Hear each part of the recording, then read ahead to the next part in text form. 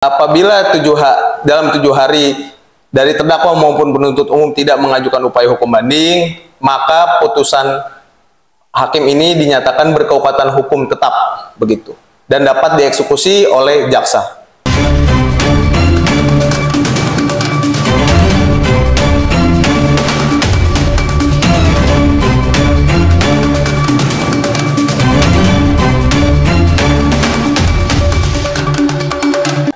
Saya Kevin Krisnanu Winner selaku juru bicara Hakim Pengadilan Negeri Tahuna sehubungan dengan perkara nomor 32/Pitsus/2005 Pengadilan Negeri Tahuna atas nama AYM, dalam hal ini pekerjaan sebagai anggota Polri, telah diputus pada tanggal 18 September 2025. Dalam hal ini, Majelis Hakim memiliki pertimbangan bahwa terdakwa telah memenuhi unsur melakukan kekerasan atau ancaman kekerasan memaksa anak melakukan persetubuhan dengannya.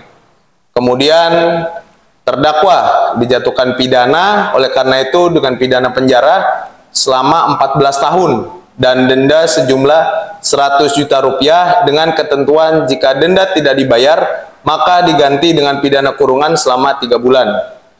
Kemudian menetapkan masa penangkapan dan penahanan dijalani terdakwa dikurangkan seluruhnya dari pidana yang dijatuhkan. Untuk proses penanganan perkara ini, dalam pertimbangan putusan bahwa diketahui terdakwa ditangkap pada tanggal 30 Januari 2025, proses persidangan dimulai pelimpahan perkara sejak tanggal 1 Juli 2025, kemudian telah diputus pada tanggal Kamis 18 September 2025. Kepada terdakwa dan kepada penuntut umum dalam hal ini, dalam persidangan yang dilangsungkan kemarin sore, dikatakan bahwa masih pikir-pikir untuk mengajukan upaya hukum banding selama 7 hari.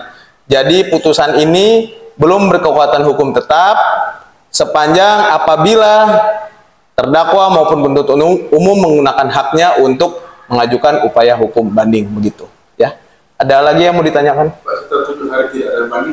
Apabila dalam 7 hari dari terdakwa maupun penuntut umum tidak mengajukan upaya hukum banding, maka putusan hakim ini dinyatakan berkekuatan hukum tetap begitu dan dapat dieksekusi oleh jaksa.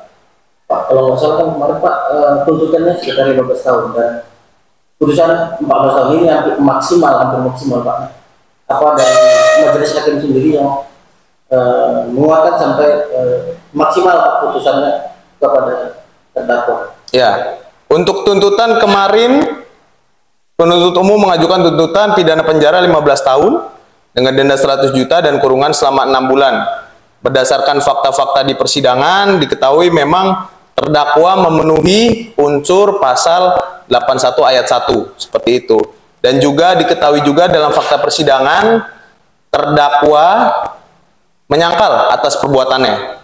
Namun berdasarkan fakta di persidangan yang termuat dalam putusan bahwa terdakwa memenuhi unsur melakukan kekerasan terhadap anak sehingga melakukan persetubuhan dengannya, seperti itu. Jadi pertimbangan majelis hakim ini memenuhi unsur, tetapi ini masih bisa dinilai kembali oleh pengadilan tinggi, hakim pengadilan tinggi apabila memang ada penilaian lain dalam proses upaya hukum banding, seperti itu.